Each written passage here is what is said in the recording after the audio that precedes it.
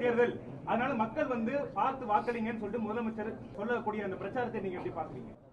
ஏற்கனவே நான் சொன்ன ஒரு பொம்மை முதலமைச்சர், திறமையற்ற முதலமைச்சர், ஒரு கட்சிக்கு தலைவராக இருக்க திமுக தலைவர், அதுவே ஒரு வேதனையான விஷயம் தான். நல்லா சிந்திச்சு பாருங்க, இது எந்த எலெக்ஷன் இருக்குது? இது தமிழ்நாட்டில் யார் ஆட்சிக்கு வரணும், யார் ஆட்சிக்கு வரக்கூடாதுன்னு நடக்கிற தேர்தல். புரிஞ்சுக்கிட்டீங்களா? ரெண்டாவது, எங்களுடைய கூட்டணிக்கு தெளிவுபடுத்தியாச்சு. திருப்பி சொல்றேன், எங்களுடைய கூட்டணி அண்ணா திமுக தான் கூட்டணிக்கு தலைமை தாங்கும். அண்ணா திமுக எங்களுடைய கூட்டணி வெற்றி பெற்று அண்ணா திமுக ஆட்சி அமைக்கும். இதுக்கு மேல என்ன வேணும்?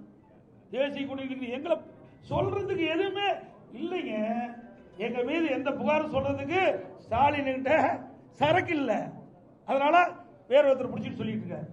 இங்க ஆளுநர் அண்ணா திமுக ஏற்கனவே முடிவு செய்யப்பட்டு விட்டது. எங்களை பத்தி சொல்லுங்க, நாங்க பதில் சொல்ல தயார்.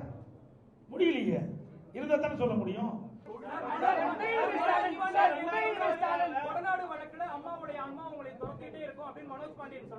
அதனாலதான் ஆன்மா துரத்தங்காட்டி தான் அங்க ஓடிட்டு அண்ணா திமுக. ஆன்மா யாரை துரத்துறது பார்த்தீங்களா? உண்மையா இருக்கிறீங்களா? எங்களை ஆசீர்வாதம் பண்ணிட்டு இருக்குது அம்மா. அதனால இங்க இருந்துட்டு இருக்கிறோம்.